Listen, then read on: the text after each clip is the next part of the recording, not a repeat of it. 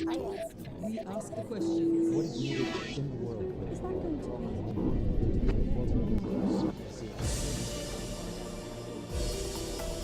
be? He is one of the most sought-after and successful artists today. His works have sold for tens of millions of dollars, and his fans include the likes of Hollywood mogul Jeffrey Katzenberg and Lady Gaga.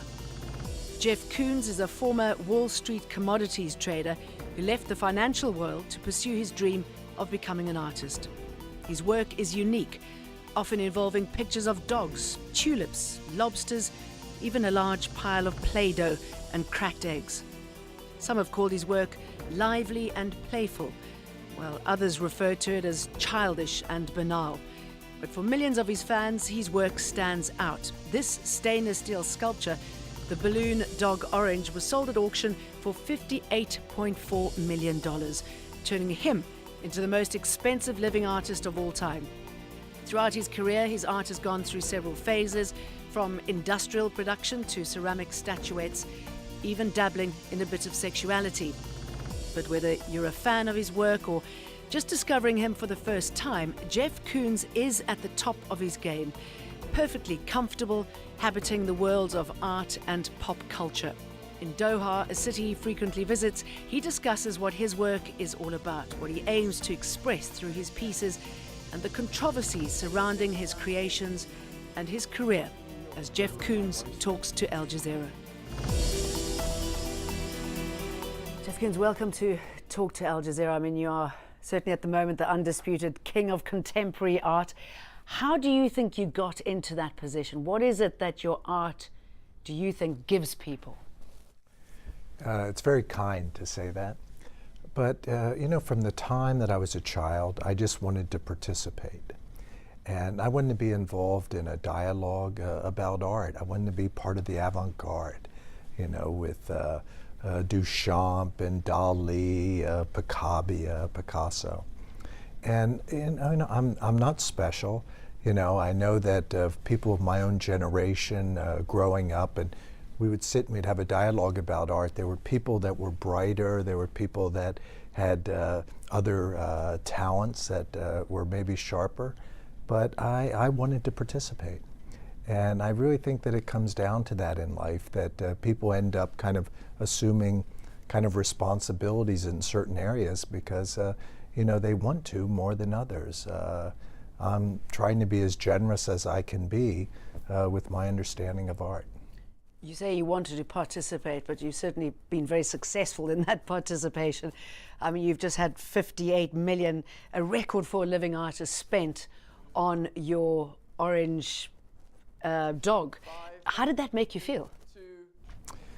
That's really very abstract because, people look at numbers like that and they think of the value of art. But the reason I'm involved with art is its true value and that it's life-changing, it's transformative. I mean, it's been able to give me the intellectual, emotional life that I've wanted. And, it can make you a better person. And that's really its value and how it connects you with, what it means to be human, connects you with your community. That's the value of art. So are you saying that these prices are totally out of whack or are just too much? Because, I mean, your art sells for millions as it exchanges hands. It's a form of abstraction. I mean, it's a form of value. And maybe society's saying that they believe that these objects are relevant to our culture and can help us survive. But it's another form of abstraction from the reason that I'm involved with art. I'm involved with art for the feelings, for the sensations of what it's like to be alive, and how it's able to let me become vaster and vaster. Not in an economic sense, vaster in an emotional and in intellectual sense. How to be more generous, how to communicate and to become what I can be. Talk me through what you should feel when you look at your art. I mean, much of it is very simple. It's all beautifully finished, perfection, but often very childish items that, it's been described as banal to the iconic, iconic to the banal. Tell us what we're supposed to be thinking. Well, I hope that you look at a work and you're curious, that you feel a sense of familiarity, that you don't feel distanced by art, that you feel that it's a dialogue that's about yourself. Because a really great artwork is a transponder, and there is no art in it. It just is able to set up the viewer to have an interaction with themselves. And when you experience art, you're feeling your own possibilities of what you can become. That's art. That's where you find art. It's in the viewer where inside themselves they're feeling more possibility. And they may not feel it right at that moment. They may feel really excited by something, or it may just hit them, 10 minutes later. But it's that ability to be able to give people insight into their own possibilities, and that they can get a sense of their own expansion. There's a lot of conversation about your art, obviously. You're possibly one of the most written about artists in the world, and about you. I mean, people are saying, look at him, he's fine, always well turned out. Is he laughing at us? Is he making us laugh at him? What is it? I'm sincere. And one of my dealers, Antonio Homan, really thinks that I'm one of the kind of last romantics in a way. But I think it's really important that an artist is just as sincere and as honest and as generous as possible. And that's the only thing that you can do. And as an artist, to be able to come in contact with something that can kind of take you to a metaphysical place, kind of a universal language, the only thing you can do is trust in yourself and follow your interests. And if you do that, trust in yourself, follow your interests, and then focus on those interests, it'll always take you to that place where you connect to a universal vocabulary, a vocabulary that really connects all human beings. Well, I think that art is very inclusive, and that it's a vocabulary about what people share, what the interests are, what it means to be human, and what our possibilities are. But there's something very engaging, interacting. The art is really so much about the art world, this inclusiveness, this kind of sense of family. And artists are inclined, they want to interact, they want to exchange information. Art's a form of communication. It takes two to communicate, so it's really about interaction, of sharing. And I wonder, as an artist, being a provocateur, how you felt when you heard about the fact that you've got ISIL destroying artworks. How did that make you feel, and what do you think the art community can do, if anything at all? Well, I think every human being, makes these decisions every day of their life as far as how you respect yourself, how you respect each other, and the way you go about your life, showing that respect to people, that the type of freedom you want in your own life, and the way you exercise your own life, that you treat others in the same way. But it's always horrifying. It's horrifying to see history destroyed, to be wiped out, because this is what we have that informs us about our past and who we are. And art does connect us to that, but to be able to find those places, you have to have reference points. You have to have something to reflect back to, to kind of weave your vocabulary. Do you court controversy? No. And I think that if artists do, or individuals in whatever area, it's short-lived.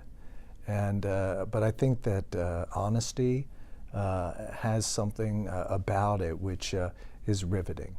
And that if you're honest and you make things, you make gestures, it has staying power. But if somebody just makes some gesture just for kind of a shock value, it's short-lived. Let's talk about the art scene in Qatar. I'd like to hear your observations, what you would like to see happening. Well, I've been coming to Doha since 2000, and that was my first trip, so I've seen a lot of change.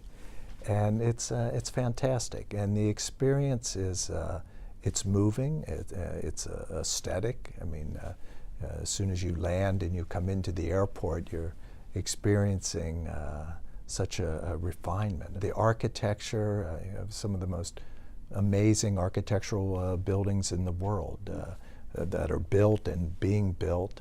And it's wonderful, the discourse of bringing people together. I mean, I have found Qatar, Doha, to be about inclusion.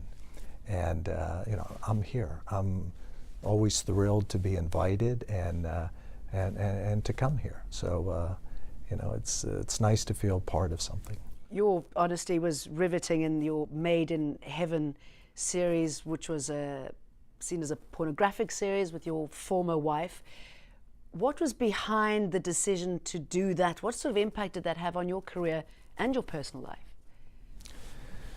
My personal life, it had a big impact because I went through a custody situation then for my son, so that was quite a distraction there. Because you lost your son to her, didn't you? Took him away from you. That's correct. He was abducted and taken to Europe. But now my son's of age, and we have a rapport with each other, and we're able to see each other now.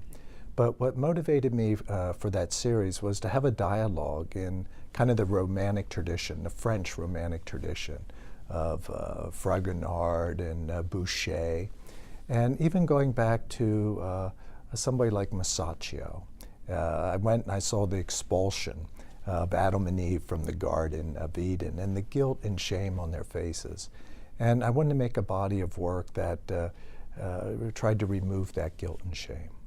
You've said before that you appeal to the middle classes. Is that what you aim to do? And do you need to be middle class to appreciate your art, or educated? You know, I don't know if I said that. And maybe somebody said that about my work. But, you know, I remember when I was a child, I wanted to play football, kind of American football. And I went to try out for the team, and automatically they wanted me to go out and play on the field. And I never really played football before, but I wanted to try to be on the team. And everybody was already so advanced. I was cut before even having a chance to even learn how to play the game and get on that field. And I never wanted anybody to come to art and have that same type of experience. I wanted everybody to automatically be involved. I want myself to automatically be involved. So I'm the first that I don't want to be intimidated by art, let alone the viewer. You said you desired to be part of the avant-garde grouping of Duchamp, the father of conceptual art, and Warhol, who's seen as the predecessor of you. Where do you see yourself as sitting in that artistic family tree? And Salvador Dali, of course, who you met. Well, you know, these are all my heroes, yeah. All the names that we've been speaking about. But I would hope that in some way part of that family, at least to the best of my ability, to try to show how effortlessly art incorporates all the human disciplines. I mean, being involved with art, you can be having a dialogue with philosophy, sociology, psychology, physics, aesthetics, all the human disciplines. And it so effortlessly brings this together. So anybody getting involved can, in the areas of their own interests, start to find kind of enlightenment and feel engaged and feel a sense of a vaster future for themselves. You have your admirers, clearly, people who are happy to pay $58 million for your work. You also have those who criticize you, and I guess that comes with success. And can I just put one or two to you, and I just would like to hear your comment, especially since we were talking about Duchamp and Warhol.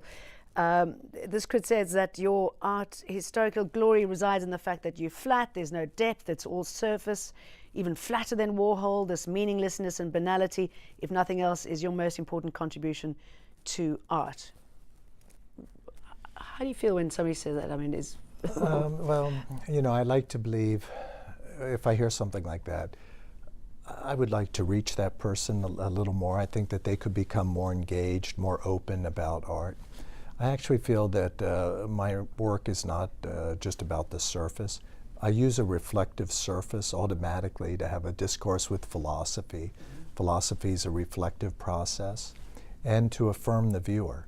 that when you walk past one of my works, if it's a stainless steel piece, you're reflected in it, and it affirms your own existence, and that the art happens inside you. But I think there's some profoundness that comes from being able to connect with this dialogue, this vocabulary of human history. One more, if I may. Koons is not exploiting the media for avant-garde purposes. He's in cahoots with the media. He has no message. It's self-advertisement, and I find that repulsive. There are a lot of accusations about you being a fantastic salesman, and it's all about commercialism. I mean, is there anything wrong with that? You know, I enjoy sales, and when I say I enjoy sales, I don't feel that I'm a salesman as far as art. I make my artwork, but when I was younger, I would go door to door, and I would sell gift wrapping paper. I would sell chocolates as a kid, and it brought me up to be self-reliant, and it's interacting with people. You know, when you knock on the door of someone's home, you don't know who's going to open the door. You don't know what they look like. You don't know what odors of the home may come out.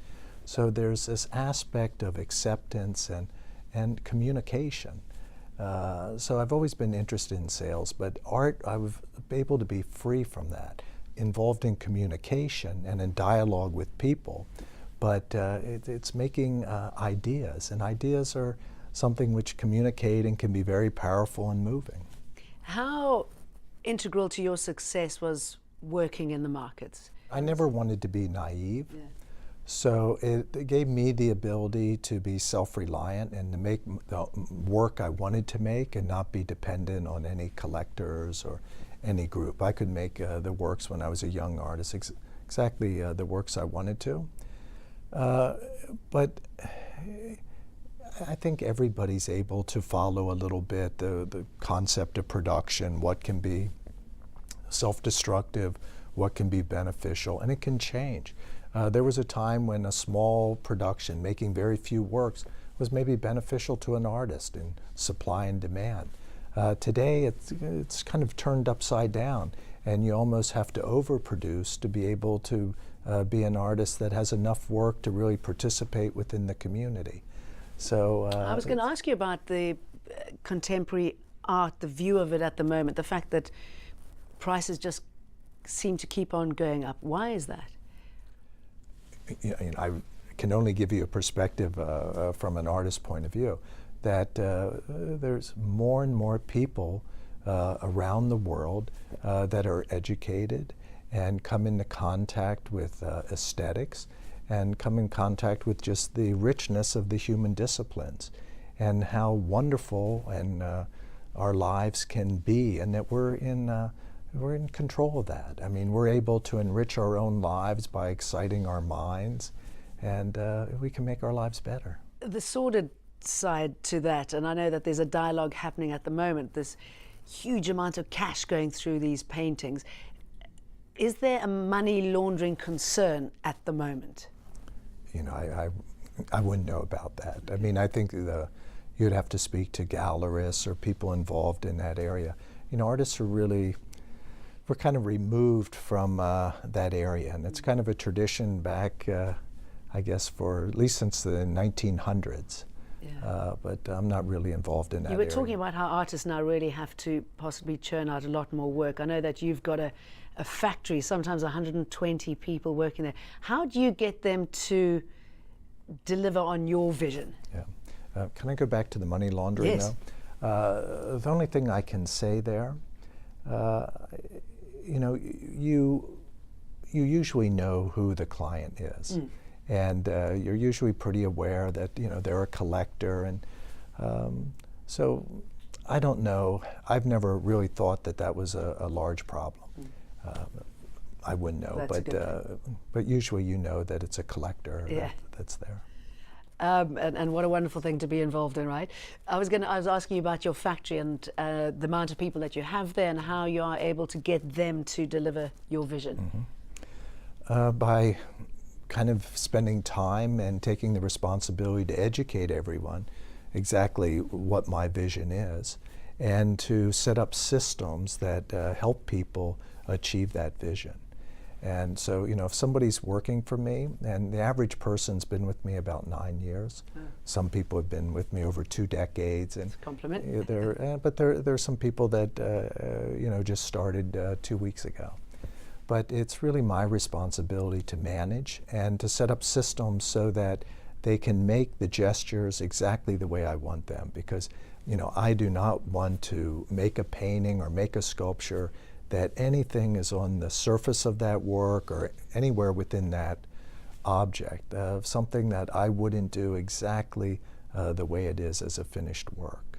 I'm responsible for each and every mark, each and every aspect of its surface and its being. Extraordinary. So you've got to be really particular, don't you?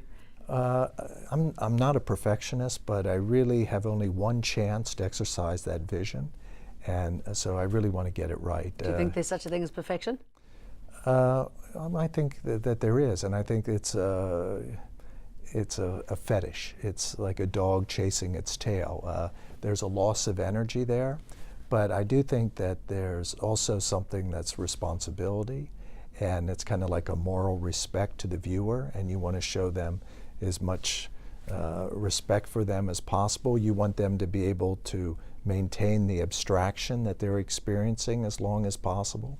So I always try to take care of every little detail so no one ever feels let down. That, you know, if you're examining something, you don't all of a sudden look at an area and, oh, why is that not finished? And have that abstraction broken. So you've been iconic for so long now. What's the future? You know, I don't think that I don't think anything's really changing that much. I think that art's always performing in the same way. Now, there are different times where art can be used in different manners. There's a history of it being used politically, or it's been used in religious terms. But when an artist is making something, it's a process of following their interests, because that's all you have. You don't really have anything other than your interests. And if you focus on them, this is an activity which connects. And that's where I find art. That's where I find the things that move me, and that if people enjoy my work, moved by the viewer.